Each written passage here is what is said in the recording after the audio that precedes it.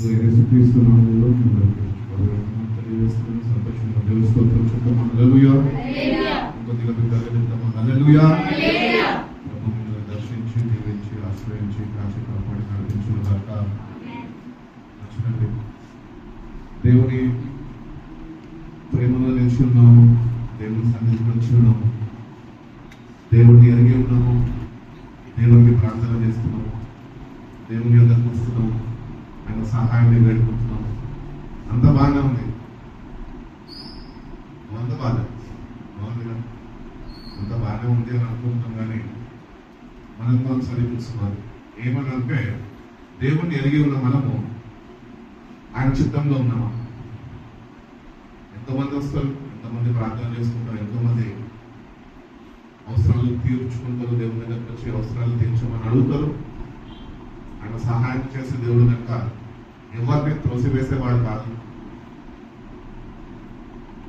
అందరినీ ఆపదలు ఆదుకునే దేవుడు అయి ఉన్నాడు. కాబట్టి అందరూ ఆయన దగ్గర నుంచి ఏదో ఒక సహాయాన్ని వాళ్ళు పొందుకుంటూనే ఉన్నారు. దానికన్నా ప్రాముఖ్యంగా మనం ఆలోచించాల్సిన విషయం ఏంటి అంటే, వస్తున్న మనము ప్రార్థన చేస్తున్న మనము దేవుడు మన ప్రార్థనలు ఆలోచించి ఏదో ఒక రీతిగా సహాయం చేస్తున్న దేవుని చిత్తంలో మనం ఉన్నామా? ఒకవేళ లేకపోతే కనుక వాక్యం అనే అర్థంలో మన జీవితాన్ని మనం సరిచూసుకొని మన జీవితాన్ని నీ చిత్త ప్రకారము నీ చిత్తములో నన్ను నడిపించు ప్రభా అని దేవుని మనం అడిగేవారిగా మనం ఉంటే కనుక దేవుడు తన చిత్తము ఏమై ఉన్నదో అది నీకు వ్యక్తిగత జీవితంలో ఆయన నీకు బయలుపరిచి ఎట్టి రీతిగా నీకు అనుగ్రహింపబడిన ఈ జీవితంలో దేవుని యొక్క చిత్తాన్ని నీ ద్వారా ఆయన నెరవేర్చలో అని దేవుని మనం అడిగితే కనుక దేవుడు తప్పక ఆయన చిత్తము ఏంటో మనకి తెలియజేసి ఆ చిత్తాన్ని తెలియజేయడమే మాత్రమే కాదు, కానీ ఆ చిత్తాన్ని మనము జరిగించే రీతిగా తన పరిశుద్ధ ఆత్మతోని మనం నింపి మనని నడిపించే దేవుడు అయినాడు. హల్లెలూయా. కాబట్టి దేవుని చిత్తంలో ఉన్నామా? పిలువబడ్డవారు అనేకులు, ఏర్పరచబడ్డవారు ఎవరు తెలుసా? ఏర్పరచబడ్డవారు ఆయన చిత్తముని ఎరిగిన వారు, ఆయన చిత్తంని వాళ్ళ జీవితాల్లో జరిగిస్తున్న వారు, ఆయన చిత్తాన్ని ఏమంటారు దాన్ని ముగించేవారు. కాబట్టి దేవుడు ప్రతి ఒక్కరికి జీవించడానికి వాళ్ళ జీవితాల్లో కొన్ని కాలాన్ని అనుగ్రహించి ఉన్నారు. ఏమో కొంతమంది మరణించవచ్చు, సడన్ గా ఇన్సిడెన్సెస్ జరుగుతుండొచ్చు. కానీ దేవుడు మనకి ఇచ్చిన ఆయుష్, బైబిల్ చెప్తున్నది మనిషికి ఇచ్చిన ఆయుష్ అంతా 70 సంవత్సరాలు, అధిక బలం ఉంటే 80 సంవత్సరాలు, దాని తర్వాత అంతా ఆయాసమే, దుఃఖమే. కాబట్టి ఈ కొద్ది జీవితంలో దేవుణ్ణి ఎరిగినాం, రక్షణ పొందుకున్నాం, దేవుని యొద్దకు వస్తున్నాం. కానీ ఈ జీవితంలో నీకు అనుగ్రహింపబడిన ఈ జీవితంలో దేవుని చిత్తాన్ని నువ్వు తెలుసుకోక నీ జీవితము ముగింపబడితే దేవుని చిత్తాన్ని నెరవేర్చని వాడిగా నువ్వు మిగిలిపోతావు. దేవుని చిత్తము నీ జీవితంలో నువ్వు నెరవేర్చకపోతే కనుక దేవుని రాజ్యంలో నీకు స్థానము ఉండదు అని నువ్వు గుర్తించావు. కాబట్టి ఏదో వస్తున్నాము, భక్తి చేస్తున్నాము, వెళ్ళిపోతున్నామని కాదు, కానీ వాక్యాన్ని చదువుతూ వాక్యాన్ని ధ్యానిస్తూ దేవుని చిత్తాన్ని నేను జరిగిస్తున్నానని మనము సరి చూసుకునే ఆవశ్యకత చాలా అవసరము మనకి. కాబట్టి దేవుని చిత్తము మనము చేసేవారిగా ఉండాలి అని దేవుడు కోరుకుంటున్నాడు. దేవుని చిత్తము మనము జరిగించాలి అంటే మన జ్ఞానము సరిపోదు, కానీ దైవిక జ్ఞానము మనకు కావాలి. దేవుడు మనకి ఆయన దైవిక జ్ఞానము అనుగ్రహించాలి. ఆయన హృదయం ఏంటో, ఆయన హృదయ వాంఛ ఏంటో అది నువ్వు తెలుసుకోవాలి. నువ్వు ఆయన ప్రేమిస్తున్నావు కనుక ఆయన హృదయ వాంఛని నువ్వు తీర్చేవాడిగా ఉండాలి అని దేవుడు. ఒకటి వచ్చినాము, వాక్యం వినిస్తాము, వెళ్ళిపోతాము, ప్రార్థన చేసుకుంటున్నాము, యథావిధిగా క్రైస్తవ జీవితం ముందుకు కొనసాగిపోతుంది. కానీ కొనసాగుతున్న ఈ జీవితంలో ఒకవేళ దేవుని చిత్తాన్ని నువ్వు ఒకవేళ గుర్తించక, ఆయన నీకు బయలుపరచక, ఒకవేళ నువ్వు కానీ అది నెరవేర్చకపోతే కనుక నీకు అనుగ్రహింపబడిన రక్షణని నీ నిర్లక్ష్య స్వభావం ద్వారా చేతులారా పోగొట్టు. అందుకనే దేవుని చిత్తంలో మనం ఉన్నాం. మనం అనుకుంటూ ఉంటాం ఏమని తెలుసా, దేవుడి చిత్తంలో ఉన్నాము అని. అందుకనే మనం ఇక్కడ వచ్చాము. మనకు ఆయన దేవుడుగా ఉన్నాడు, మనం ఏర్పరచుకున్నాడు. అవును, ఆయన అందరినీ ప్రేమించాడు. దేవుడు క్రైస్తులను మాత్రమే ప్రేమించలేదు, కానీ దేవుడు లోకాన్ని ఎంతగానో ప్రేమించడం మాత్రం చెప్తుంది. కాబట్టి దేవుడు ప్రేమించిన దేవుడు మనని లోకం నుంచి వేరుపరుచుకున్నాడు, రక్షించుకున్నాడు, స్వర్గం ఇచ్చి మనం కొనుక్కున్నాడు, ఆయన సొంతంగా మార్చుకున్న దేవుడు మనకు ఏమి తెలియజేయాలని ఆశపడుతున్నాడు అంటే ఆయన చిత్తం ఏంటో మనం తెలుసుకొని ఆ చిత్తాన్ని మనము నెరవేర్చే వారిగా ఉండాలి అని దేవుడు కోరుకుంటున్నాడు. అందుకని యేసుక్రీస్తు ప్రభు వారి జీవితం చూసినట్లయితే కూడా ఆయన తండ్రి చిత్తాన్ని నెరవేర్చడానికి మాత్రమే ఆయన వచ్చినాడు. తండ్రి యొక్క చిత్తము చాలా ప్రాముఖ్యమైనది. మీ డాడీ మీ ఇంట్లో ఇది చేయొద్దు అంటే నువ్వు చేయకుండా ఉండాలంటే, ఇది చెయ్యి అంటే నువ్వు ఇష్టం ఉందా ఇష్టం లేకపోయినా నువ్వు చేయాలంటే తండ్రి చిత్తము. ఆర్డర్ చేసిందంటే డాడీ వినాల్సిందే. అదే రీతిగానే మా నమ్మకం తండ్రి కూడా ఆయన చిత్తము జరిగించడానికి వచ్చాడు. ఆయన చిత్తము నీలో ఏమై ఉన్నది అది నువ్వు తెలుసుకొని దేవుని వాక్యంని ఆధారం చేసుకొని ఆ వాక్యం ప్రకారం నువ్వు నడుచుకుంటూ ఆ వాక్యమే నీకు సహాయపడుతూ పరిశుద్ధాత్మ నడిపింపు ద్వారా ఆయన చిత్తంని నీ జీవితంలో ఆయన నెరవేర్చే దేవుడు అయినాడు. కాబట్టి దేవుని చిత్తాన్ని మనం నెరవేర్చాలి. ప్రభు నిజమైన తోటలో కూడా ప్రార్థన చేస్తుంటాడు, చక్కటి ప్రార్థన. ఏమనంటే ఆయన నా ఇష్టము కాదు కానీ నీ చిత్తము సిద్ధింపజీ దేవా అని ప్రార్థన చేస్తుంటాడు. ఆయన ప్రార్థన ఎందుకు నేర్పించడం అంటే ఆ ఇష్టమైన సమయంలో కూడా ఆయన కన్నీళ్లతోని రక్తం మయమైపోయిందంట. ప్రార్థన ఎట్లా చేసిందంట, చెమట రక్తంగా మారినంత ప్రార్థన చేశాడు. అంత బాధ అంత వేదనలో ఉన్నప్పటికీ కూడా తండ్రి యొక్క చిత్తాన్ని నెరవేర్చడానికే సాహసించారు, కానీ నా వల్ల కాదు అని ఆగిపోలేదు. కాబట్టి మన జీవితంలో కూడా తండ్రి యొక్క చిత్తాన్ని గుర్తించి బయలుపరచు ప్రభావ నా జీవితంలోని ఆయన నీకు బయలుపరిచినాక నువ్వు చేయడానికి కష్టపడాలి. ఆయన అనుగ్రహిస్తున్న శక్తిని పొందుకుంటేనే దేవుని చిత్తాన్ని జరిగించగలుగుతావు అంటున్నాడు. సామెతల గ్రంథం 3వ అధ్యాయం వెళ్దాం. సామెతలు 3:5 వాక్యం చూసినప్పుడు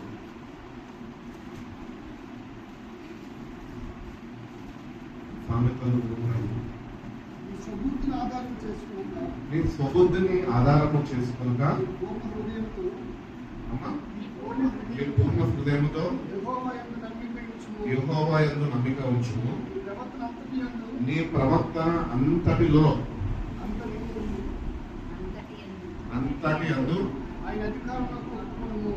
ఆయన అధికారములకు ఒప్పుకొను. కాబట్టి ఆయన మనకు అధికారిగా ఉన్నాడు. ఈరోజు మనము ఆయన ప్రజలుగా ఉంటున్నామంటే ఆయనకి లోబడేవారుగా మనం ఉంటాం. నీ స్వబుద్ధి మీద ఆధారపడద్దు అని చెప్తున్నాం. కానీ మనం ఏం చేస్తాం తెలుసా, మన జీవితాల్లో మన స్వబుద్ధి మీద ఆధారపడతామనే ఇటు రీతిగా ఆయన తెలియజేస్తున్నాం. ఈ స్వబుద్ధి మీద నువ్వు ఆధారపడతావు. మరి ఎవరి మీద ఆధారపడాలా? దేవుడి మీద ఆధారపడేవారుగా మనం ఉంటాము. Trust in the lord with all your heart. నీ పూర్ణ హృదయంతో యెహోవాతో నమ్మిక ఉంచాలి. ఉంచుతున్నాం. దేవుడు ఎవరికి తెలుసు కదా, ఆయన నీకు తోడుగా ఉన్నాడని తెలుసు కదా. పాటలు పాడుకుంటాము, బలపక్షం పాడుతూ ఉంటాము. కానీ ఎప్పుడైతే సంఘాన్ని విడిచిపెట్టి ఒంటరిగా అయిపోతామో, లోకంలో లోకస్తులతో మనం కలుస్తాము, మనం ఉంటున్న స్థలాల్లో, అప్పుడు పూర్ణ హృదయంతో ఆయనని సేవించలేని వారుగా మనం ఉంటూ ఉంటాం. కానీ నీ జీవితాన్ని నువ్వు ఎక్కడున్నప్పటికీ, మందిరంలో ఎట్లున్నావో బయట లోకంలో అట్లనే ఉండాలి అని దేవుడు కోరుకుంటున్నాడు. ఇప్పుడు నీ పూర్ణ హృదయంతో నువ్వు ఆయనని ప్రేమించే స్థాయికి నువ్వు ఆయనతోని సావాసము చేసుకుంటూ నువ్వు ఆయన పూర్ణ హృదయంతో ప్రేమించేంత వరకు నువ్వు ఆయన వైపు చూస్తూ ఆయన మీద ఆధారపడేవాడుగా నీ హృదయము ఆయన హృదయం రెండు ఏకమవ్వాలి. అందుకని అంటూ ఉంటాడు, దావీదు నా హృదయానుసారుడు. అంటే ప్రతి ఒక్కటి దేవుడి హృదయంలో ఏమైతే ఉన్నదో తలంపులు, ఆలోచనలు అన్ని ఎరిగిన వాడే. ఎందుకు దావీదుకి అటువంటి మంచి సాక్ష్యాన్ని దేవుడు అనుగ్రహించగలిగాడంటే, ప్రతినిత్యము పూర్ణ హృదయంతో దేవుడిని ప్రేమించే వ్యక్తిగా ఆయన జీవితం ఉన్నది. కాబట్టి మనం కూడా మన పూర్ణ హృదయంతో ఆయనను ప్రేమించేవారుగా మనం ఉండాలి. ఈ పూర్ణ హృదయంతో మనం ఎప్పుడు ప్రేమించగలుగుతాం దేవుణ్ణి అంటే నీ స్వబుద్ధి మీద ఆధారపడినప్పుడు, నీ స్వబుద్ధిని విడిచిపెట్టి దేవుణ్ణి గట్టిగా పట్టుకుంటే అప్పుడు నువ్వు ఆయన నీ పూర్ణ హృదయంతో నువ్వు ఆయన ప్రేమించదు. కాబట్టి ఈ స్వబుద్ధి అనేది నీ మీద నీలో ఉన్నంత కాలం నీ పూర్ణ హృదయంతో దేవుని నువ్వు ఏమాత్రమో ప్రేమించలేదు. అది నీ వల్ల కాదు. ఎందుకంటే ఆయన ప్రేమ నీకు అర్థం కాదు. నేను మందిరానికి ఏదైనా కొనిచ్చేస్తే, మందిరం అవసరం తీర్చేస్తే, నాకు శాలరీ బాగా వస్తే ఏదో ఒకటి ఇచ్చేస్తే అది ప్రేమించడమా? అది ప్రేమించడం కాదు, కానీ అవసరతలు తీర్చడం. దేవుడు నీ ద్వారా తన పని జరిగించుకుంటున్నాడు అంతే. కానీ దేవుడు నీ దగ్గర నుంచి ఏదో ఆశించి నేను పిలుచుకోలేదు, నీ కొరకు ప్రాణము ఆయన అర్పించలేదు. దేవుడు తెలియజేస్తున్నాడు, నువ్వు ఈరోజు నా సొత్తుగా ఉన్నావు కనుక నువ్వు నీ పూర్ణ హృదయంతో నువ్వు నన్ను ప్రేమించేవాడిగా నువ్వు ఉండాలి. ఆయన ఎంతో నమ్మిక ఉంచాలి. ఆయన మీద ఆధారపడే జీవితాలు మనం కలిగి ఉండాలి. ఈరోజు ఆయన మీద ఆధారపడే జీవితాలుగా ఈ లోకంలో ఉన్న వాటి మీద ఆధారపడేవారుగా మనం ఉంటున్నాం. ఇంటి వారంట వాళ్ళ పూర్ణ హృదయంతో ఆయనని ఏమాత్రం ప్రేమించలేదు.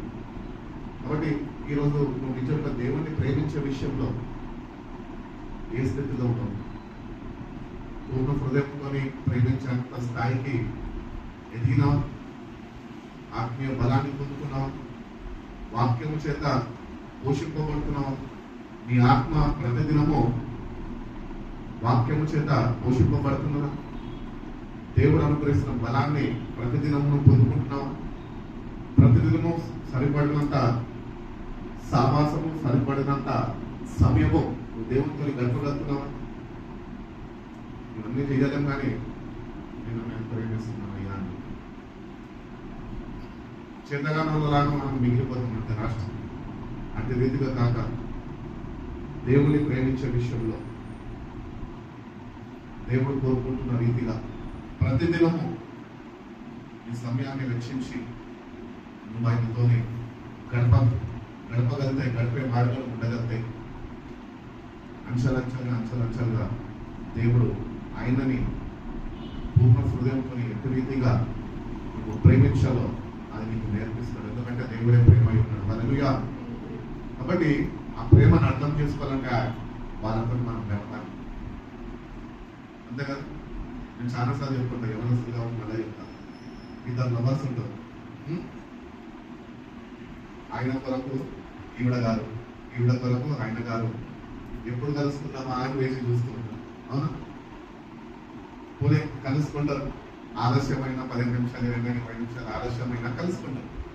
కలుసుకున్న వారు లేట్ అయితే అయ్యింది పర్వాలేదు, కానీ ఇంకొక సమయము గడుపుకున్నాకే వెళ్దాం అని ఆశిస్తున్నాం. అంటే కదా దేవుడు మన దగ్గర నుంచి ఆశిస్తున్నాడు. నువ్వు ఆయనతో గడపాలి, ఆయన మధ్యకొని జీవించాలి, పవిత్రమైన ప్రేమ ఏంటో తెలుసుకోవాలి, ఆ ప్రేమలో నిలిచి ఉండడం నేర్చుకోవాలి. మనం నిజంగా ప్రేమించే వారు ఉండాలంటే, నిజం ప్రేమిస్తున్నామని మనం రుజువు చేసుకోవాలంటే కనుక ప్రతిదినము నువ్వు వాక్యమైన దేవుడితోని పరిశుద్ధాత్మ సహాయం మీద ఆధారపడుతూ వాళ్ళతో నువ్వు సమయం గడిపినప్పుడే ఆయన ప్రేమించగలరు. కాబట్టి మనము పూర్ణ హృదయంతో ఆయన ప్రేమించలేని వారిగా మనం ఉంటున్నాం. కాబట్టి దేవుడు తన వాక్యంలో తెలియజేస్తాడు, ఈ పూర్ణ హృదయంతో నన్ను ప్రేమించాలి, అట్టి రీతిగా మన జీవితాల్లో మార్చబడాలి, అట్టి రీతిగా మన సావాసం ఆయనతో బలపరచబడాలి, ఆయన అనుగ్రహిస్తున్న పరిశుద్ధ ఆత్మతోని అట్టి రీతిగా మనము నింపబడాలి అని దేవుడు కోరుకుంటున్నాడు. కాబట్టి పూర్ణ హృదయంతో నేటి నుంచన్నా దేవుడిని ప్రేమించు, సమయాన్ని వెచ్చించు, మోకరించు, ప్రార్థించు, వాక్యాన్ని చదువు, వాక్యాన్ని ధ్యానించు. దేవుడు ధ్యానిస్తున్నదని ఇంత మాట్లాడుతూ ఉంటాడు. మాట్లాడిన మాటలన్నీ గుర్తుగా రాసుకో. మార్తా మరియా ఇద్దరు ఉన్నారు. ఆమె అనేక పనుల్లో, విస్తారమైన పనుల్లో ఆమె బిజీగా ఉన్నమాట. కానీ ఈమెయితే మరియా ఆయన పాదాల దగ్గర కూర్చుంది. అక్కడ కూడా ప్రభు చక్కటి మాట చెప్తా ఉంటారు. ఏమనంటే, మార్తా నువ్వు అనేక పనుల్లో నువ్వు బిజీగా ఉన్నావు, కానీ మరియా అయితే శ్రేష్టమైన వాటి కొరకు వేచి ఉన్నది, నా పాదాల దగ్గర ఉన్నది ఇవి ఆమె యొద్ద నుంచి ఎవ్వరు చెప్పండి. దేవునితో నువ్వు గడితే నీ దగ్గర ఉన్న వాక్యాన్ని ఏ అపవాది గాని ఏ మనుషుడు గాని నీ హృదయంలో నుంచి వాడు దొంగలించలేడు. ఆ వాక్యమే నీలో ఉంటే నువ్వు ఈ చీకటి లోకంలో ఒక వెలుగుగా నిలబడగలవు, ధైర్యాన్ని పొందుకోగలుగుతావు. ఆ వాక్యమే నిన్ను జీవింపజేస్తుంది, ఆ వాక్యమే నీకు ధైర్యాన్ని ఇస్తుంది, ఆ వాక్యమే నిన్ను బలపరిచి నడిపిస్తుంది. అందుకని పాట కూడా కదా, నీ వాక్యమే నన్ను బ్రతికించు, బాధలలో నెమ్మది నాకు ఇచ్చాను. ఆ వాక్యాన్ని చదవాలి, వాక్యం ప్రకారం వాక్యంతో కూర్చోవాలి. ఎంత సమయమును వాక్యంతో గడపగలితే అంటే రీతిగా వాక్యానుసారమైన జీవితం దేవుడు నీకు అనుగ్రహించగలరు. పై చదివితే పై భక్తే, పైన చదువుతున్నాం. ఇప్పుడు చదువుతున్న దానిలో లోతైన అనుభవాల్లో నీకు తీసుకెళ్ళు ప్రభాని, నువ్వు నాతో మాట్లాడు ప్రభాని, నువ్వు ఆయనతో గడపగలితే ఆయన నీకు అనేక విషయాలు బోధిస్తుంది. ఆ జీవపు వాక్యం చేత నిన్ను జీవింపజేస్తాడు, నీ జీవితాన్ని ఆయన బాగు చేస్తాడు. ప్రభా నన్ను బాగు చేయ ప్రభా, బాగు చేయ ప్రభా, బాగుపడాలి ప్రభా అని ప్రార్థన చేస్తే సరిపోదు. అందుకనే పౌలు అంటాడు, వాక్యము చేత మీరు ఉత్క స్నానము చేయబడాలి.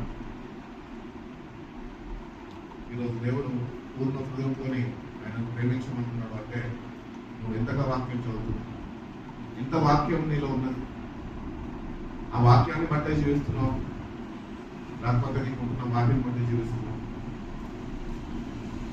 వాక్యాన్ని బట్టి జీవించే వారిని మనము వాక్యం ఉండాల్సింది బైబిల్లో కాదు, వాక్యం ఉండాల్సింది హృదయంలోనే ఎప్పుడు మనము మర్చిపోవాలి.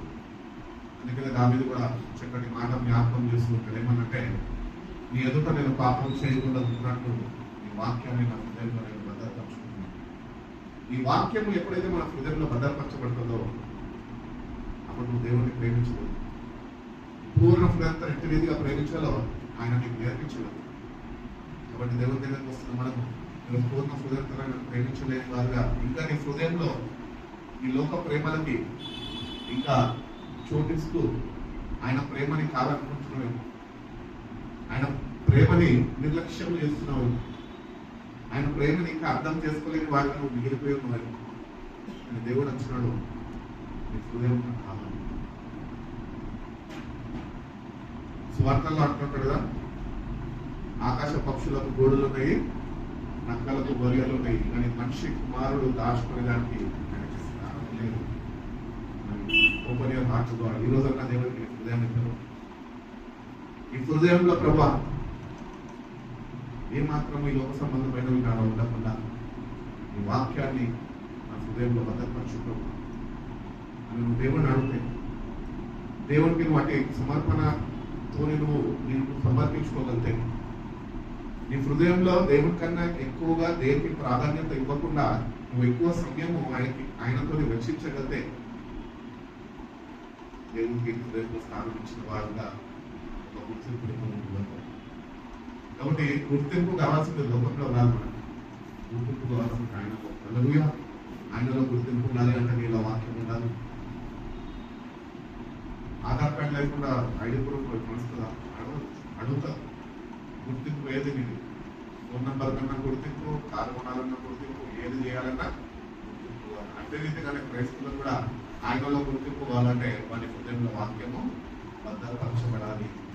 వాడు ఆయనకి పూర్ణ ప్రేమతో ప్రేమించేవాడుగా ఉన్నప్పుడే ఆయనకు నీకు గుర్తింపు ఉంటుంది. కానీ మనం అనుకుంటుంటాము, నా కొరకు కదా ప్రాణం పెట్టిండు, నేను ఆయన ఏమంటారు జాబితాలో నేను కూడా ఉన్నా, సరిపోయింది అంటే రీతిగా నీకు గుర్తింపు ఉండదు. ఆయనలో గుర్తింపు పొందుకోవాలంటే పూర్ణ ప్రేమతో ప్రేమించడము ఆయన యుద్ధం నుంచి నువ్వు నేర్చుకోవాలి.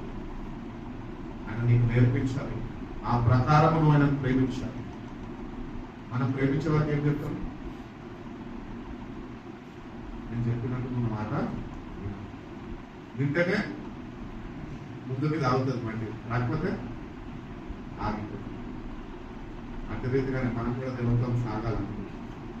మాట వింటేనే ఆయనతో సాగగలుగుతాం. కానీ మాట వినక మనిష్టాలు నెరవేర్చుకోవడానికి మనిష్టానుసారంగా మనం జీవిస్తే కనుక మన జీవితాలు మనకు ఆగిపోతాయి. సాగిపోవాల్సిన మన జీవితాలు ఆగిపోవడానికి కారణం ఇదే. ఎందుకు తెలుసా? దేవుని భయభక్తులు లేవు, దేవుని పూర్ణ హృదయంతో ప్రేమించలేని వారుగా స్వబుద్ధి మీద ఆధారపడుతూ కష్టాలు కొని తెచ్చుకొని క్రైస్తవులు అంటే దేవుని దగ్గరకు వచ్చి ప్రార్థన చేస్తారు. దేవుడు చెప్పిన కష్టాలు తెచ్చుకోమని. ప్రయాసపడి మా భారం పోసిన జిల్లాలో నా యుద్ధకు నేను మీకు విశ్రాంతిని ఇస్తాను. మనం చాలాసార్లు మన జీవితాల్లో స్వబుద్ధి మీద ఆధారపడే ఆయన ప్రేమని అర్థం చేసుకోక, ఆయనని పూర్ణ హృదయంతో మనం ప్రేమించక కష్టాలు పాలైపోయి, కష్టాలు వచ్చినాక వచ్చి ఆయన పాదాల మీద పడి నీ పాదాలు నడపకుండా పాట వేషధారణ కాదని ఆడేదానికి ఏమైనా అర్థం ఉందా? నువ్వు జీవించే జీవితానికి ఏమైనా అర్థం ఉందా? లేదు. సరే చూసుకుందాం, మనం సెల్ఫ్ ఎగ్జామిన్ చేసుకుందాం. నేను ఎవరిని కించపరిచి మాట్లాడతాను, నన్ను నేనే సరే చూసుకుంటున్నాను. కాబట్టి సొంత మీద ఆధారపడి ఎన్నో కష్టాలు బాధైపోయి తీరా కష్టాలన్నీ భారంగా మారిపోయినప్పుడు, బరువైపోయినప్పుడు దేవుని దగ్గరకు వస్తే దేవుడు ఏం చేయలేదు. అయినా కానీ ఆయన ప్రేమ కలిగిన దేవుడు కాబట్టి ఏదో ఒక రీతిగా నేను కరుణించి కనికరించి నేను కాపాడుతూ నేను నడిపిస్తూ వస్తున్నాను. ఆ దేవుడు మీ దగ్గర నుంచి నా దగ్గర నుంచి ఏమని కోరుకుంటున్నాను అంటే, నీ పూర్ణ హృదయంతో నన్ను ప్రేమించినంత వరకు కూడా నువ్వు నా అభివృద్ధి. రెండోది, నీ స్వబుద్ధి మీద ఆధారపడక, నువ్వు ఆధారపడదు. నీ జ్ఞానము నీకు సరిపోదు, నీ జ్ఞానము నిన్ను కాపాడదు, నీ జ్ఞానము నిన్ను ఆత్మీయతలోనికి నడిపించదు. కానీ పైనుంచి వచ్చే జ్ఞానమును పొందుకున్నప్పుడే ఆత్మీయతలో బలపరచబడలతో స్థిరపరచబడలతో దేవుళ్ళో ఒక గుర్తింపుని పొందుకోగలరు. అందుకని పత్రికల్లో పౌలట్టు ఉంటాడు, ఆత్మనిర్వాహణ వాడు కాదు అని తెలియజేసి దేవుని ఆత్మను పొందుకోవాలి, జ్ఞానాన్ని పొందుకోవాలి, ఆయనతో ప్రతిదినం సావాసం చేయాలి. ఒక్కరోజు కూడా ఆయన విడిచిపెట్టి కొన్ని గంటలు అయిపోతే మన హృదయాలు తల్లడిల్లిపోవాలంటారు. అట్టి రీతిగా దేవునికి హత్తుకొని జీవించే వారిగా మన జీవితాలు ఉండాలి అంటే దేవుడు. అందుకనే ఇవ్వబడ్డది రక్షణ మనకి, ఆయన మీద ఆధారపడడానికి, ఆయనను పూర్ణ హృదయంతో నిన్ను ప్రేమించడానికే ఈ జీవితం నీకు అనుగ్రహింపబడ్డది. సృష్టికర్త అయిన దేవుణ్ణి నువ్వు ప్రేమించక సృష్టిలో ఉన్న వాటిని నువ్వు ప్రేమిస్తున్నావే. ఇంత దౌర్భాగ్య స్థితిలో మనం దిగజారిపోయినా చూడండి. లోకమంతా అదే చేస్తుంది, మనం కూడా అదే చేస్తాం. సృష్టికర్తని ప్రేమించక సృష్టిలో ఉన్న వాటిని ప్రేమిస్తూ దేవుడిచ్చిన అమూల్యమైన సమయాన్ని వృధా చేసుకుంటూ ఒకరోజు నాశనానికి వెళ్ళిపోతుంది. అది మన జీవితాలు సంభవించక మునిపే మారుమనసు చెంది నిజంగా మనము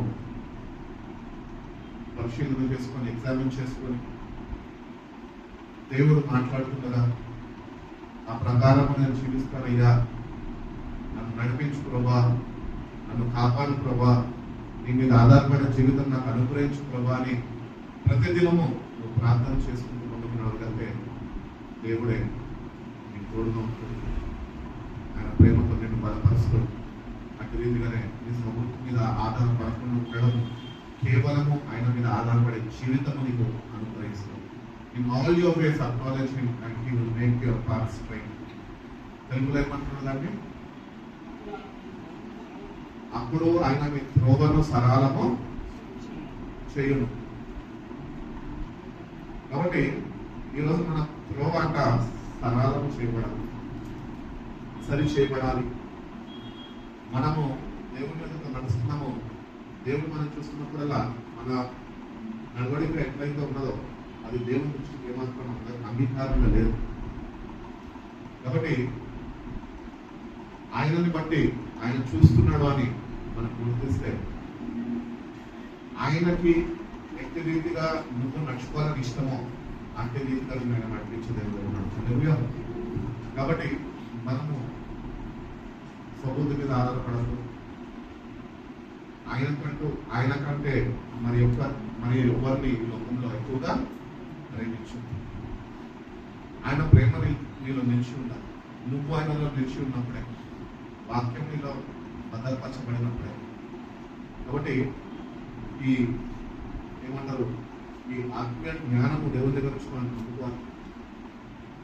lord fill me with your wisdom, fill me with your spirit, that I may love you my whole heart and I may not depend on my own understanding or వాక్యం మీద ఆధారపడే జీవితం నాకు అనుగ్రహించి ప్రభువును ప్రార్థన చేసుకోగలిగే కనుక దేవుడు తప్పక నేను సహాయం చేసి నేను నడిపిస్తాను. కాబట్టి దేవుని చిత్తాన్ని మనము జరిగించాలి. దేవుని చిత్తాన్ని ఎందుకు తెలుసుకోవాలి, ఆ ప్రకారం మనము నడుచుకునేవారు. అది నీకు ఆశీర్వాదకరం అని వాక్యం చదివిస్తుంది.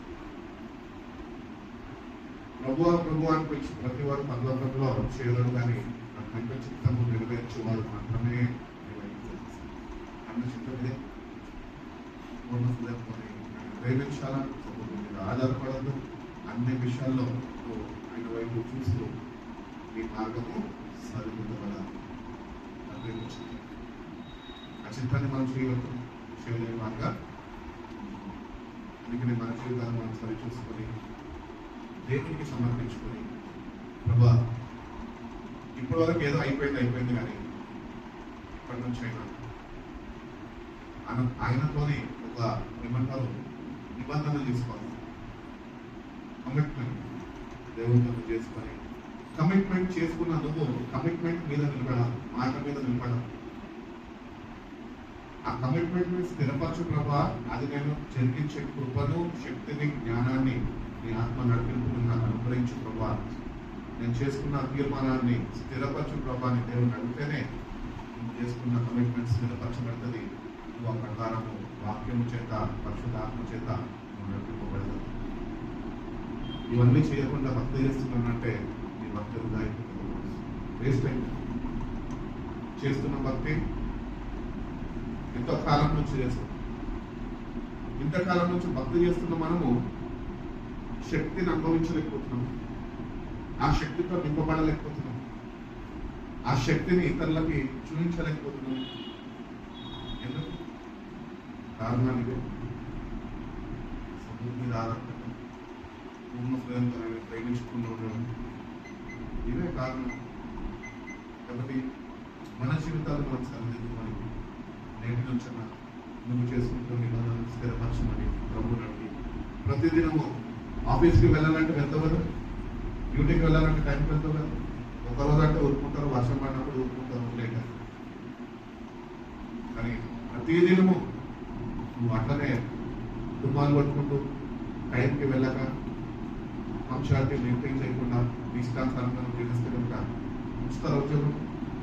ఆయన కూడా మనం ఆయన సన్నిధిలో నిలబడి ఒక రోజు దేవుని దగ్గర తీర్మానం చేసుకున్న నువ్వు పొద్దునే ప్రార్థన చేయి, పొద్దునే వాక్యం ధ్యానించి, పొద్దునే లే ఆయన ముఖదర్శనం కొరకు వెతుకు, వేచివుడు సన్నిధిలో మోకరించు. నువ్వు చేయగలిగితేనే నువ్వు ఆయన ప్రేమించే మాట నువ్వు ఉండగలుగుతావు అని దేవుడు తెలియజేస్తావు. కీర్తనల కింద 32వ అధ్యాయం 8వ వాక్యం చూడు. ఒక వాక్యాలు ధ్యానించుకుని నీకు ఉపదేశము నేను చేసేదను, నువ్వు నడవవలసిన మార్గము నేను నీకు బోధించదను. ఎంత చక్కటి మాట దేవుడు చెప్తున్నాడు. I will instruct you and I will teach you in the way you should go and I will counsel you with my eye upon you. ఆయన కన్ను ఎవరి మీద నిలుపుతాడు తెలుసా? ఎవరైతే రేపు జామునే లేచి ఆయన ముఖ దర్శనం వరకు, ఆయన సహాయం వరకు ఆయన సన్నిధిలో వేచి ఉంటారు, వాళ్ళకైనా ఉపదేశం చేస్తాడు, ఇన్స్ట్రక్షన్స్ ఇస్తాడంట. నా కుమారుడా వద్దు, అది చెయ్యొద్దు, అది నీకు తగదు, నా కుమార్తె ఇది నీకు తగదు అని ఆయన నేర్పిస్తాడు, బోధిస్తాడు, ఉపదేశం చేస్తాడు. ఆ ఇన్స్ట్రక్షన్స్ మనం లోబడాలి. ఎందుకు చెప్తున్నాడు దేవుడు? మన మంచి కొరకే కదా, మన ఆశీర్వాదకరంగా దీవెనకరంగా ఉంచడానికే కదా, మనం కష్టాలు పాలు కాకుండా క్షేమంగా, శాంతిగా, సంతోషంగా జీవించడానికే కదా. మరి వేకువజామున లేచి ఆయన మనకు ఉపదేశం చేయడానికి మన వైపు ఎదురు చూస్తుందా? శుభ్రంగా నిద్రపోతుంది. ఏం చేస్తాడు? డిస్టర్బ్ చేయడం, మనమన్నా డిస్టర్బ్ చేస్తాం, నిద్ర కదా, ఆయన డిస్టర్బ్ చేయడం. వీళ్ళకి నా మీద ఇంకా నన్ను అర్థం చేసుకోలేని వాడిగానే, సొంతూరు మీద అర్థం పడేది వాడిగానే ఉంటున్నాడు కనుక వాడు వేకువజామున లేచిన ఉపేక్షింటారు కనుక ఆయన దాటి వెళ్ళిపోతుంది. ఎంతోమంది సేవకులు చెప్తుంటారు, వేకువజామున 3 గంటల నుంచి 5 గంటల వరకు ఆయన దర్శించే సమయం, ఆయన దర్శిస్తారు.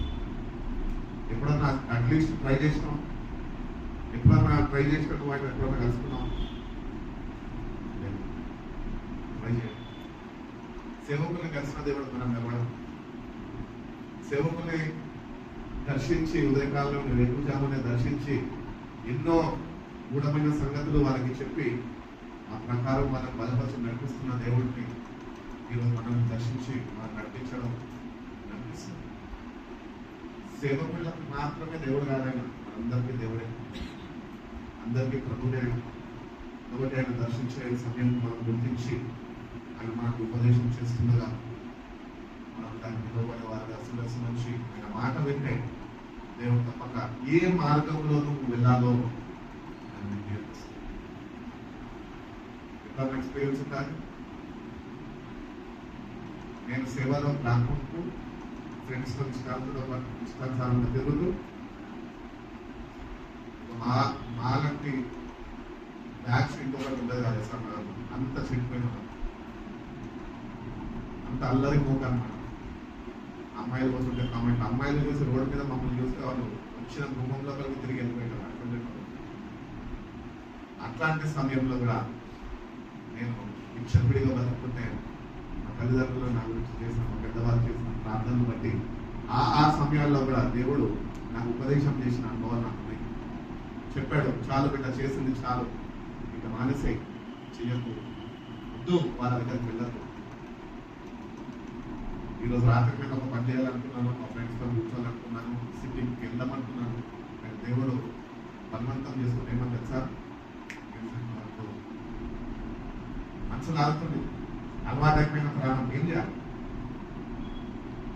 వీళ్ళన్నా కాదనుకోరా అంటుంది, ఆయన కాదని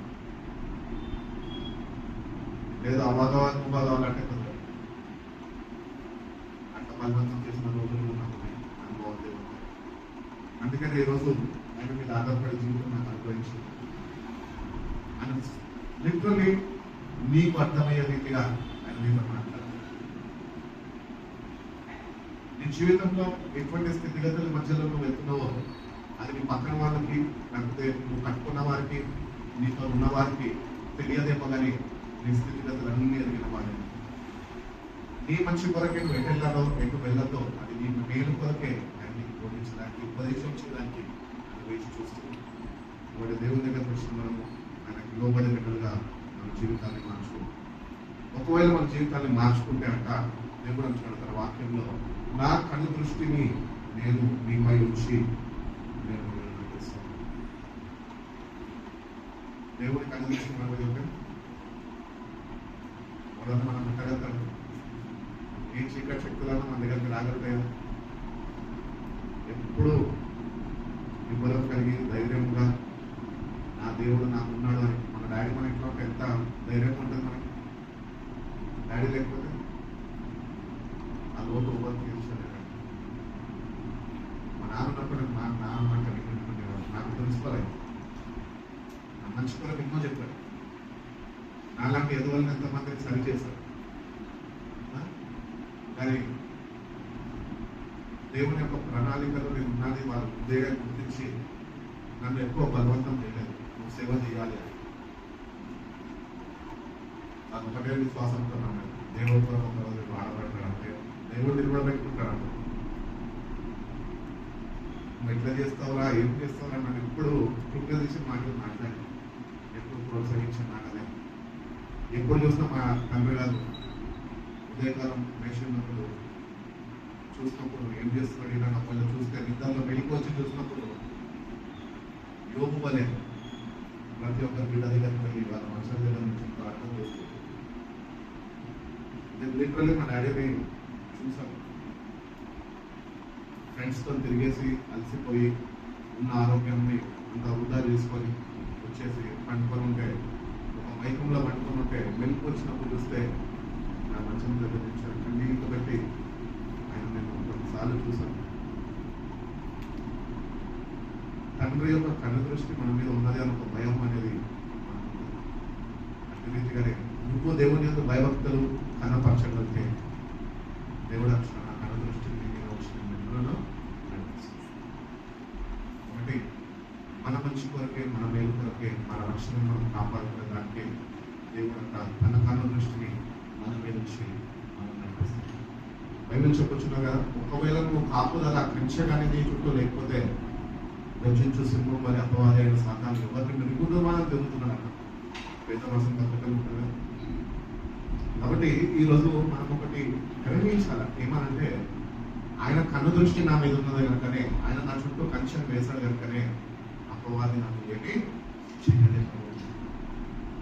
వాడు అటాక్ పుల్లు, పెద్ద పుల్లు ఉంటుంది కదా, అది వస్తే వచ్చి కూర్చొని ఫిలిప్ని ఎట్లా స్కెచ్ చేసి ఎట్లా చంపుదామని ఆలోచించదు కదా, డైరెక్ట్ అటాక్ చేసేస్తుంది.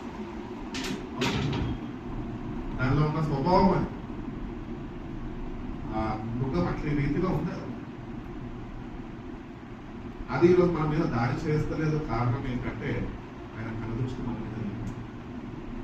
ఎవరన్నా మీ దగ్గరకు వస్తే, చిన్న పాప ఉన్నది, ఆ పాప రోడ్డు మీద నడుస్తున్నది, చక్కగా నడుస్తుంది, అది దాని చిన్న చిన్న అడుగులు కొన్ని అడుగులు చూస్తున్నప్పుడు మనకెంతో ఆనందం కలిగిస్తూ ఉంటుంది. ఆ సమయంలో ఏ పిచ్చి కుక్క మీద మీద పోయేది పిల్ల మీద వస్తే ఊరుకుంటామా? వెంటనే అడ్డువారిపోతుంది. లేకపోతే ఒక కట్ట తీసుకొని కుక్కని వెళ్ళబడుతుంది పిచ్చి కుక్కని. అదే రీతిగానే దేవుడు తన కన్ను దృష్టిని నీ మీద ఉంచి ఇప్పటికన్నా అవి గ్రహించి ఆయన లోబడే జీవితం జీవించగలిగితే తప్పించగలరు. అపవాది అనే సాతాను నేను ఈ పులి గురించి ఎందుకు చెప్పిన అంటే అది డైరెక్ట్ అటాక్ చేసేస్తుంది. ఈరోజు మనము అటాక్ అవ్వకుండా ఉండడానికి కారణం ఏంటంటే దేవుడి యొక్క కన్ను దృష్టి మన మీద ఉన్నది. ప్రతిసారి వాడు వచ్చి మనం మింగేదాన్ని చూస్తున్నప్పుడు, నాశనానికి గురిగేదాన్ని చూస్తున్నప్పుడు దేవుడు వాడిని రాని యొక్క అడ్డుపడి కాపాడుతున్నాడు. కాబట్టి దేవుడి యొక్క దృష్టి మనం, దేవుడి కన్ను దృష్టి మన మీద ఉన్నదని ఆయనకు ఒక రోజు ప్రతి ఒక్కరూ లెక్క ప్రజలు ధర్మకులు కనవచ్చు. ఆయన నీకు బోధిస్తుండగా ఆ ప్రకారం నడుచుకునే వాళ్ళు ఉండాలి అని నేను తెలుసు. కాబట్టి ఆయనతోని సావాసము ఎటువంటిదంటే అది వర్ణించలేదు. ఆయనతోని సమయం గడిపితే ఈ లోకంలో ఎంత సమయం ఇక్కడ గడిపినా కానీ అంత శ్రేష్టమైన సమయం మీకు ఉంటుంది. అందుకని కీర్తనకారుడు అంటారు కదా, ఒక దినము గడుపుట శ్రేష్టం, 1000 దినములు ఒక దినము గడుపు. ఒక గంట రోజు గడిపి కూడా జరుగుతుంది. ఎంత ధైర్యం వస్తుందో, ఎంత ఆత్మీయ జ్ఞానంతో నింపడదో, ఆత్మ నడిపి ఏంటో, దేవుడితో సావాసం ఏంటో, ఆ సావాసంలో అంచెలంచెలు బలపరచబడడం ఏంటో అన్నీ నేర్చుకోవడం. ఎవడో నేర్పించలేదండి. నేను కూడా మా ఇంట్లో తిరుగుబాటు చేసే వ్యక్తిని. చదవమంటే చదివేటువంటి కాదు. కొన్ని అందరూ చదువుతున్నారు, వాళ్ళని చదవనించేటువంటి కాదు. మాకందరికి ఒకటే స్కూల్. రేపు పొద్దున అందరికీ అయినప్పుడు ఎగ్జామ్. వాళ్ళేమో ఇంకా రాలేదని కన్నులు ఆడుతుంటే నేను పక్కన రబ్బర్ తీసి పెన్సిల్ తీసి మారకపోతుంది. చదవని ఇలాంటి వ్యక్తిని దేవుడు నాకు ఇతర రీతిగా మార్చుకుంటారు. ఊహించని కళలు కూడా కనాలి. వాళ్ళందరూ అనుకుంటారు వీడి సేవలో వాడగలాలి, వీడికి అనుభవం కావాలి, ఎక్స్పీరియన్స్ లేదు, ఏం మాట్లాడతారు, వీడిని బయటకు వాళ్ళే పంపిస్తాం. మా తమ్ముడు, మా అక్క వాళ్ళందరూ వచ్చి ఎంత ఘనమైన సహాయం చేయడానికి సిద్ధంగా ఉన్నారు. ఒకరేమో అమెరికా పోమంటారు, ఒకరేమో యూకే పోమంటారు, ఒకరేమో యూరోప్ వచ్చేయంటారు. నేను అన్నాను, నువ్వు డబ్బులు కట్టుకొని నీ డబ్బులు నష్టపరచుకోకు, నేను ఎవరి దగ్గరికి పోను, ఎవరి సిద్ధాంతాలు నాకు భగవాన్ ఇష్టం. అటువంటి వ్యక్తిని మా మేనత్త గారు చనిపోయినాక సేవ బాధ్యత నా మీద ఉన్నది నాకు తెలుసు, చేయాలని తెలుసు. ఇంకా నన్ను నేను దేవుడికి అప్పగించుకోండి ప్రభావ, నాకైతే ఏమి రాదు, నువ్వు ఎంత నడిపిస్తావో ఎంత వాడుకుంటా తీసుకుంటాను నడిపించుకున్నప్పుడు అట్టి రీతిగానే కష్టపడ్డాను. పొలం దున్నలే, విత్తనాలు విత్తాలి, కానీ విత్తబడుతున్న విత్తనాలు విత్తినవి అవి ఎట్టి రీతిగా కాపాడుకోవాలని నేర్చుకున్నాను. అట్టి రీతిగా ప్రతి దినము కూర్చొని ప్రార్థనలో గడిపెట్టండి, వాక్యదానంలో గడిపెట్టండి, దేవుడు నాతో మాట్లాడుతున్న ముఖ్యంలో రాసుకునేటువంటి. నేను చదివిన చదువులో కూడా ఎప్పుడో పుస్తకాలు రాయలేదు, నేను ఎప్పుడైతే వాక్యము చదవడము దేవుడు మాట్లాడటము ప్రారంభించాడో కొన్ని పుస్తకాలు నేను రాశాను. పుస్తకాలు కూడా ఇప్పుడు తిరిగేసి చూస్తే డేట్లతో సహా టైంలతో సహా రాశారు. ఎందుకు తెలుసా? అది జ్ఞాపకం ఉంచుకుంటే నేను ఆ సమయంలో ఆ స్థితిగతుల్లో ఉంటున్న ఆ వేళలో నా దేవుడు నాతో మాట్లాడడానికి ఈ రోజు కూడా నా విశ్వాసాన్ని బలపరుస్తుంది. ఇప్పుడు దేవుడు నాకు నేర్పిస్తున్నారు, ఆయన దగ్గర నేర్చుకుంటాం. ఆయన సమయంలో ఎక్కువగా ఆయనలో మనం బలపడే వాడుగా ఫిలిప్పీల రాసిన పత్రిక 4:6 తీసుకొని చూస్తున్నాం. 4:6 ఫిలిప్పీల రాసిన పత్రిక 4:6 దేని గురించి చింతపడకుడి, దేని గురించి కూడా చింతపడదు, కానీ ప్రతి విషయంలోనూ ప్రార్థన విజ్ఞాపనము చేత కృతజ్ఞతాపూర్వకంగా మీ విన్నపములు దేవునికి ఇదే చేసినాడు. ఇంకేం చేయలేదు. ఈరోజు ఈ స్థాయిలో ఇక్కడ ఉన్నాము అంటే నేను ఇదే చేశాను.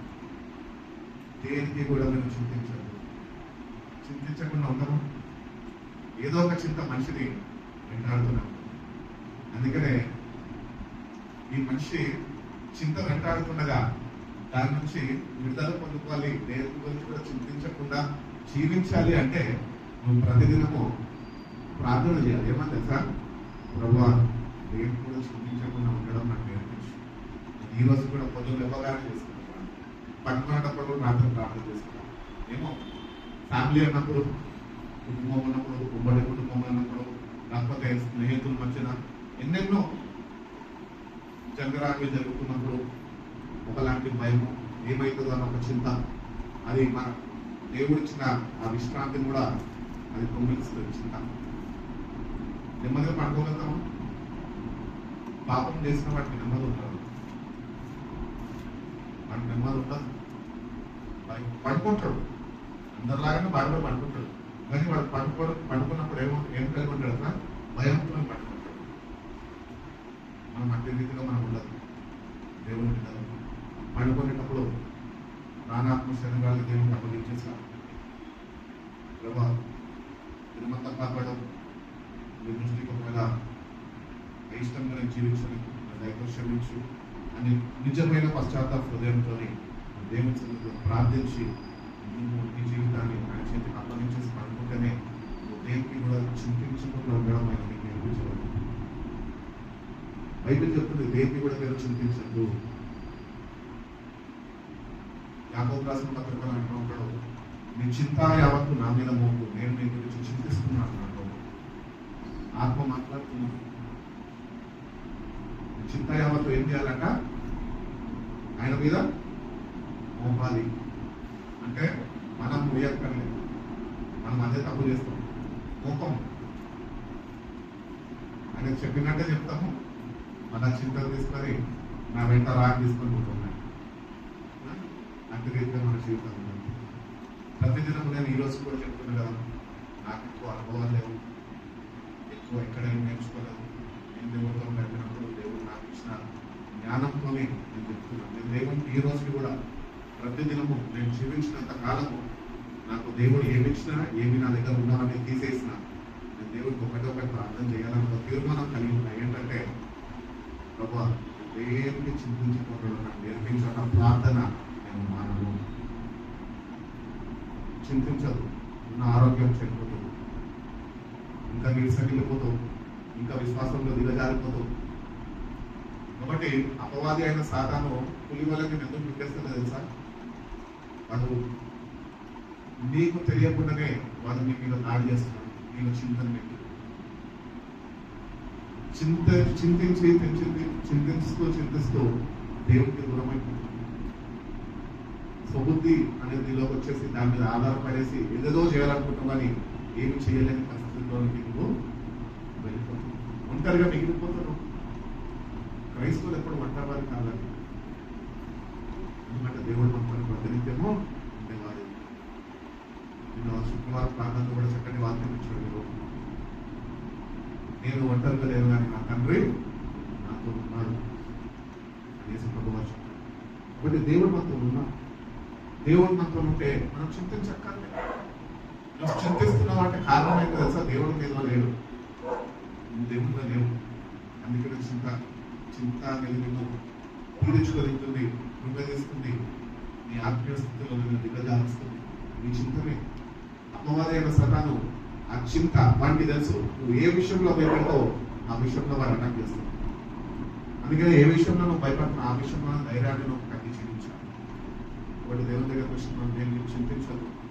Do not be anxious about anything. దేని గురించి అది ఏదేమైనా కానీ దేని గురించి నాకు చింతిస్తే కనుక దేవుని చిత్తాన్ని నువ్వు అడ్డుకుంటున్నట్టే. దేవుని చిత్తాన్ని నువ్వు నెరవేర్చుకో. ఒకటి దేవుని చింతించకుండా ఉండడం నేర్చుకోవాలి. But in everything by prayer. ప్రతి ఒక్క విషయము ప్రార్థన కలిగి చింతించాలి. చింతించడం కూడా ఉండడం కూడా ప్రార్థన. దేవుని అడుగు ప్రభా చింతనలో ఉండడానికి ఒకటే ప్రార్థన. ప్రభా దేవుని చింతించకుండా నేర్పించు. ప్రభు దేవుని చింతించకుండా నేర్పించు అని ఇంటి రీతిగానే ఆయన కాళ్ళు పట్టుకుని బ్రతిమలాడుతున్నారు. ఒకటే పదం, చింతనాలో ఉండదు. చింతనాలో ఉండదు. గంట పెడతావా, 2 గంటలు పెడతావా, 5 గంటలు పెడతావా, ఒకటే మాట, చింత నుంచి మనం దూరవచ్చు. దేవుని సన్నిధిలో కనుక ఆయన నీకు దేనికి చింతించబడ్డాడో దేవుడు మన పట్ల అనేక ప్రణాళికలు, చక్కటి ఉద్దేశాలు కలిగి ఉన్నారు. సో మనం దేవునితో సాహసిస్తున్నప్పుడు అవన్నీ ఆయన మనకు బయలుపరుస్తున్నప్పుడు అవన్నీ నెరవేర్చే ఉత్సాహము, సంతోషము, బలము, శక్తి ఇందులో నింపుతున్నప్పుడు దేని గురించి చింతించావు. నువ్వు అట్టి రీతిగా నువ్వు నడిపింపబడుతున్నావు అని కూడా నువ్వు ఎప్పుడు కళలు కలిగి ఉండవు. అట్టి రీతిగా నువ్వు ఊహించుకుని ఉన్నావు. అట్టి అద్భుత రీతిగా దేవుడు నిన్ను నడిపించాలని ఆశ. నేను ఎప్పుడు ఊహించలేదు ఇట్లా నిలబడి అందరు వాక్యం చెప్తాను. కానీ నాకు ఒక ఎక్సైట్మెంట్ ఇచ్చాడు దేవుడు. ఈరోజు ఏంటంటే యవనస్తులు అసలు వాక్యం చెప్పాలి, నీ అనుభవాలు పంచుకోవాలి. నేను మీ దగ్గర అందరి దగ్గర నుంచి వస్తుంది, యవనస్తులు అందరి దగ్గర ఒకటో పడిపోతుంది. ఏం తెలుసా, నాకు కలిగి ఉన్న విశ్వాసము ఈ చర్చిలో వారికి కలిగి ఉండదు. అందరికన్నా ఎక్కువ విశ్వాసం నాకు. నేను అందరిని చూసుకుంటాను. విశ్వాసంలో బలపరచబడాలి. అంటే కాన్ఫిడెంట్ లెవెల్కి అంతా రావాలి. దేవుడి మీద ఆధారపడే జీవితాలు కావాలి. దేవుడి గురించి చింతించకుండా ఉండడము మనము నేర్చుకుని అట్టి రీతిగా జీవించాలి. అట్టి రీతిగా మీ అందరూ ఉన్నారని ఎంతో ప్రయాసపడుతున్న ప్రార్థన చేస్తుంది. దేవుని సన్నిధిలో వేడుకుంటున్నాను. నన్ను ఎట్టి రీతిగా ఏదో నువ్వు బలపరచవో, నన్ను ఎట్టి రీతిగా చింతించకుండా ఉండడం నాకు నేర్పించవో, నన్ను నడిపిస్తున్నావో అటు రీతిగా ఈ అనుభవాలు ఉన్న ప్రతి ఒక్కరిని నేను నడిపించుకోవాలి. నేను దేవుని అడుగుతున్నాను. అన్నకు ఒక ఆనందం కలిగించుకోవాలి. కాబట్టి మనం దేవుని చింతించరు అన్ని విషయాల్లో ప్రార్థన పూర్వకంగా మనము దేవునికి మన ప్రతి సమస్తాన్ని మనం అప్పగించాలి. తర్వాత 3వ వాదంలో చూసినట్లయితే కృతజ్ఞతతో దేవుడు హృదయ అంతరాంగంలో ఎరిగిన వాదం మాత్రమే జరుగుతున్నారు. కాబట్టి దేవుడు నీ నా హృదయాన్ని చూస్తున్నప్పుడు హృదయంలో ఏముంటారంటే సార్ కృతజ్ఞత భావం. అప్పుడే నువ్వు ఆయన దృష్టికి అంగీకారంగా ప్రార్థన విని ఆలకించి నీ పక్షానికి కార్యం జరిగించే రీతిగా దేవుని హృదయాన్ని చూసినప్పుడు మూడవగా it should be filled with thanks.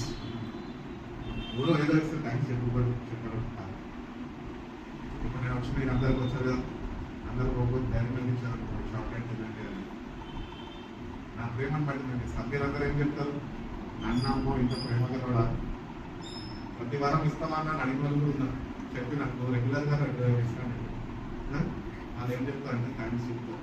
అది దేవుడు ఎవ్వరు చేయలేనంత త్యాగము మన పట్ల ఆయన జరిగించి తన కుమార్తెను మనకు పంపించాడు. ఆయనను బట్టి నువ్వు జీవించినంత కాలము కృతజ్ఞత కలిగి జీవించాలి. ఏదో ఇస్తేనే థ్యాంక్స్ చెప్పడం కాదు. దేవుడు సాక్ష్యాలు చెప్పమంటే ఏదో చేస్తేనే వస్తారు సాక్ష్యాలు చెప్పండి. అది సాక్ష్యం కాదు, అది కార్యం. తెలుసుకోవాలి. దేవునితో మనం నడుస్తున్నప్పుడు ఏమి ఏమిటో వేటిని ఎట్టి రీతిగా విభజించి మనకు నేర్చుకోవాలి. ఆయన నేర్పిస్తాం. సాక్ష్యాల సమయము మీ జీవితాల్లో దేవుడు చేసిన అద్భుతాలు ఏమన్నా ఉంటే చెప్పండి అంటే దేవుడు చేసిన కార్యాలు చెప్పడానికి సాక్ష్యం రూపంలో వస్తాం. లేదండి దేవుడు కృతజ్ఞత భావం కలిగి జీవించాలి. దేవుడు నీకు ఏమి చేసినా, ఏమి చేయకపోయినా, ఏమి ఇచ్చినా నీ దగ్గర ఉన్నవి తీసేసిన ఆయన నీ కొరకు ఆయన ప్రాణాన్నే అర్పించాడే. దాన్ని బట్టి ఆ విషయంలో కృతజ్ఞత భావంతో నువ్వు ప్రార్థన చేయాలి. ఆ ప్రార్థనలు కావాలి, ఆత్మ నటింపులు కావాలి. ప్రార్థన గంటసేపు చేయాలి. నేను ఎప్పుడు గంటసేపు ఫాస్టింగ్స్లో ఉన్నప్పుడు ప్రార్థనలు పెడతాను, కొన్ని గంటలు పెడతాను. నేను మామూలు ప్రార్థన చేసుకున్నప్పుడైతే ఆ ప్రార్థన అంటే ఇంట్లో ఉంటాయి. ఆయన తెలుసు, ఆయన వింటున్నాడు, ఆయన చూస్తున్నాడు. ప్రార్థిస్తుండగా ప్రార్థనని ఆలకించేవాడు. ఆ ప్రార్థనను ఆలకించి ఒకవేళ నీ చిత్తం విరుద్ధంగా ఉంటే నన్ను ఎంత క్షమించి సరైన మార్గంలో నడిపించు అని చెప్పేసి నాకు ఇచ్చిన ఈ రక్షణను బట్టి నాకు థ్యాంక్ఫుల్ ఫీల్. నాకు ఇప్పుడు ఏదో ఒక అవసరం ఉన్నది, నువ్వు అది తీరుస్తేనే నీకు థ్యాంక్స్ చెప్పుకుంటున్నావు. నా దగ్గర ఉన్నావు కూడా నువ్వు తీసేస్తా, నేనైతే నీకు థ్యాంక్స్ చెప్పకుండా నేను ఉండలేను. నాకు హృదయంతో చెప్పుకున్నాను. You have to give thanks with a grateful heart. పూర్ణ హృదయంతో స్థితిలో క్షమించే వాడిగా ఉండాలని దేవుడు. ఆ తర్వాత నీ ప్రతి ఒక్క విన్నపాలు దేవునికి చెప్పేవాడు. ఏమి దాపరికం ఉండదు దేవుడు. చాలా మంది వస్తారు వాళ్ళ గురించి ప్రార్థన చేస్తున్నప్పుడు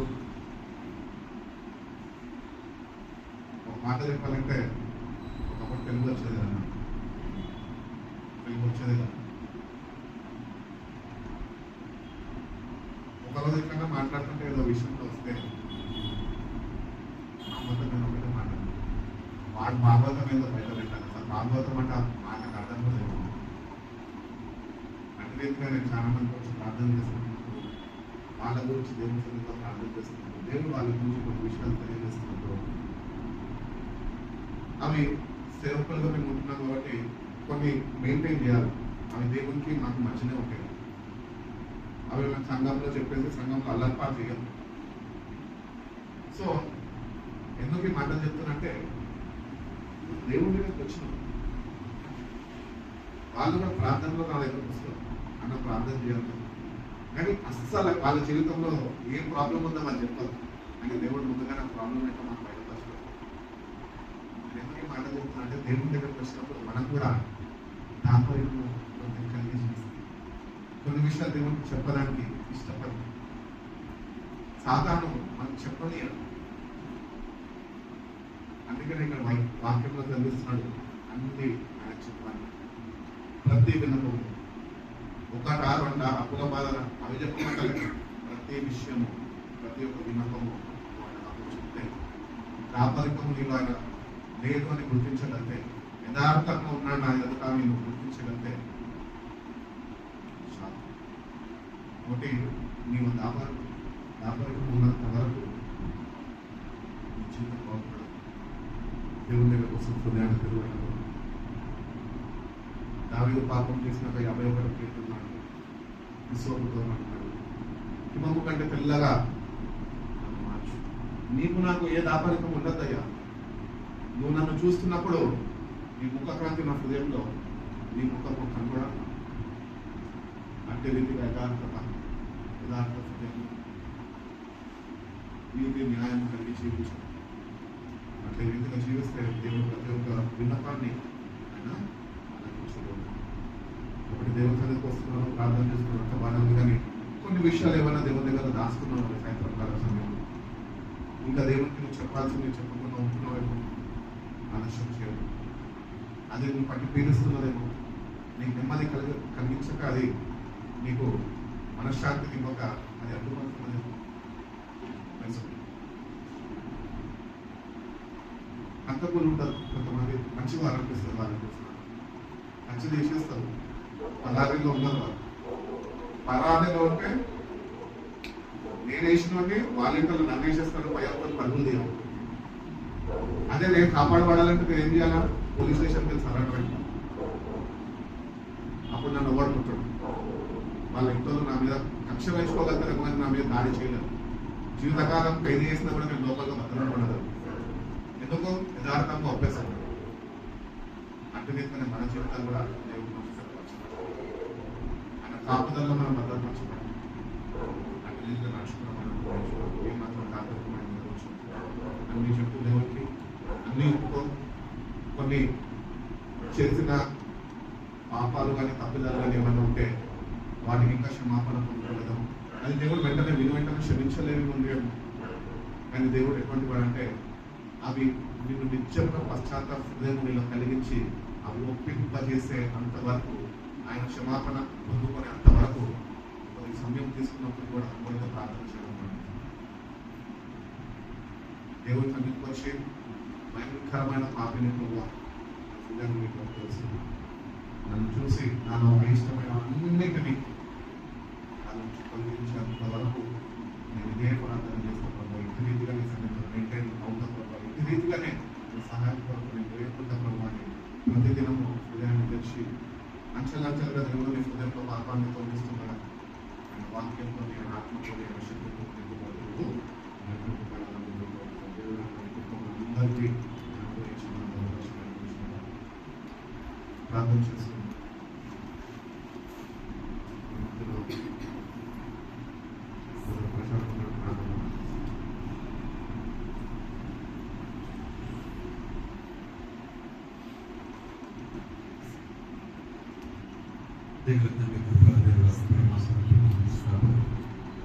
ఇంకా మాతో మాట్లాడినందుకు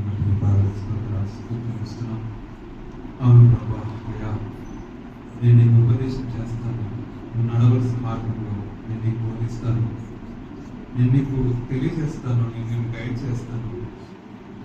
అంతేకాకుండా నీ బాధ, నీ చింత, నీ దిగులు, నీ కలవరం ఏదైనా కూడా నా మీద మోపు, నేను వాటిని మోస్తాను, నువ్వు ఎల్లప్పుడూ సంతోషంగా ఉండు అని మీరు మాతో మాట్లాడి మమ్మల్ని బలపరిచింది.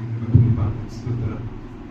నిజంగా దేవ, మా జీవితంలో ఎన్నో అయా తండ్రి ప్రభా దాచబడిన పాపాలు, అయా తండ్రి ప్రభా నీ ఎదుట మేము కప్పుపుచ్చుకున్న పాపాలు, అయా నీ ఎదుట మేము దాచిపెట్టిన దోషములు అయా మా జీవితంలో ఎన్నో తండ్రి ప్రభా. కానీ వాక్యం సెలవిస్తారు, అతిక్రమములను దాచిపెట్టువాడు వర్తినుడు కానీ వాటిని ఒప్పుకొని విడిచిపెట్టువాడు కనికరం పొందునని వాటిని చూస్తున్న రీతిగా అంతకాలం మీరు మాకు వాగ్దానం చేశారు. అయ్యా తన తన తన తన తప్పిదములు తను ఒప్పుకున్న వాడిని ఆయన కనికరించింది. అంతేకాకుండా అయ్యా తన వాటన్నింటిలో నుంచి ఆయన సమస్త దుర్నీతి నుండి మమ్మల్ని పవిత్రులుగా చేయని వాటిని తెలుస్తుంది. యువతని ప్రభాని ఎంత మా బలహీనతలని మేము ఒప్పుకుంటున్నాము. మా హృదయంలో అయా మేము చేసిన అయాతని ప్రభా దాచబడిన పాపాలు, మరుగైన పాపములు, అయాతని ప్రతి దోషములను ఎదుట మేము తీర్థంగా ఒప్పుకుంటున్నాము ప్రభా. ఎందుకంటే ప్రభా అయా సమస్తము అయా నీ దృష్టికి ఏది కూడా మరుగై ఉండలేదు, అది సమస్తము ఎరిగిన వాడమని వాక్యం చూపిస్తుంది. నీ కనులకు ఈ లోకంలో ఏది కూడా మరుగు చేయబడలేదు, ఏది కూడా దాచబడి ఉండదు ప్రభా. అయా తండ్రి ప్రభా యెహోవాకి కనబడకుండా వాటిని లోపాలు దాచుకున్న వారికి శ్రమ అని వాక్యం సెలవిస్తుంది. నీ ఎదుట మా పాపములను ఒప్పుకుంటున్నాం తండ్రి ప్రభా. ఉన్న పాటన ప్రభా నీ పాదాల చింతకు మేము వచ్చున్నాం తండ్రి. మమ్మల్ని కనికరించి మా బలహీనతలన్నీ కూడా నీ ఎదుట మేము ఒప్పుకుంటున్నాం తండ్రి. ఆ కలవరిలో అయా మాకు కార్చిన రక్తం చేత అయా తండ్రి ప్రభు తిరిగి మమ్మల్ని తడుపుతున్నామని ప్రార్థిస్తున్నాం. అయా తండ్రి ప్రభు నీ ఎదుట అయా తండ్రి ప్రభు యథార్థ హృదయముతో ఇగో తండ్రి ప్రభు అయ్యో నీ ఎదుట మేము ఒప్పుకుంటున్నాం.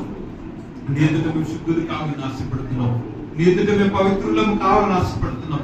నీ ఎదుట ప్రభా ఇవ తప్పిపోయిన కుమారుల వల్లే ఇవ తండ్రి ప్రభా మేము నీ సన్నిధికి తిరిగి మేము వచ్చున్నాం తండ్రి ప్రభా. తండ్రి ఏ విధంగా హత్తుకొని, ఏ విధంగా మెడ మీద బుద్ధి పెట్టుకొని ఇగో తండ్రి ప్రభా తిరిగి కోల్పోయిన మహిమని ఏ విధంగా తెచ్చున్నాము తండ్రి. మా బలహీనతలను నుంచి మా విధేయతలన్నీ కూడా క్షమించి ప్రభా మేము అయ్యా వాటి వలన అయ్యా మేము పొందిన ప్రతి పర్యావసనాలు వాటి వలన వచ్చిన ప్రతి ఫలితాన్ని ప్రభు దయచేసి ఆ భారాన్ని మా నుంచి తొలగించి యువతని ప్రభా మాకు పరిశుద్ధతను అనుగ్రహించి అయ్యా మీ యొక్క సమాధానం మా హృదయం నిలబడి చేయనట్టుగా, మా హృదయాలకు కావలిగని సమాధానం అయ్యా తల్లి ప్రభు ఉంటున్నట్లుగా అయ్యా కృపను అనుగ్రహించి మా ప్రియులందరినీ జ్ఞాపకం చేసి ఎవరు ఏ స్థితిలో ఏ పరిస్థితులు ఉన్నారు మా ప్రియులందరూ మీరు దర్శించి ప్రతి బిడ్డ హృదయపు ఒప్పుదలను మీరు కనికరించి మన్నించి ప్రభా ఈ రక్తంతో మమ్మల్ని అందరికీ కూడా మీరు కడగండి ప్రభా.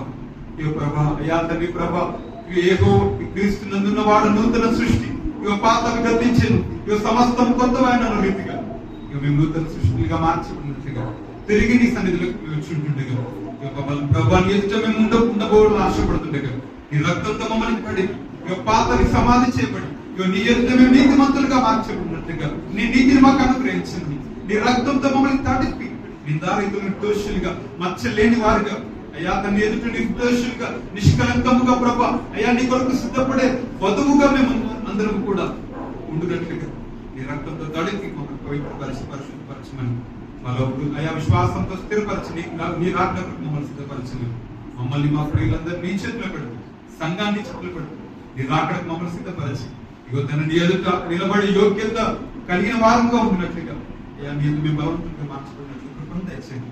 మమ్మల్ని నీ చేతిలో పెడుతూ అయ్యా మీరు మాతో మాట్లాడిన బట్టి నీ కృతజ్ఞతాస్తుతులు చెల్లిస్తున్నాం. నజరుడు యేసు నామములో ఈ ప్రార్థనను బట్టి సమర్పిస్తున్నాను నా ప్రియ ప్రభువు. ఆమేన్. యేసు రక్తం వేసి సిలువ రక్తం ప్రవేశ రక్తం వేసి సంపూర్ణ ఆమేన్.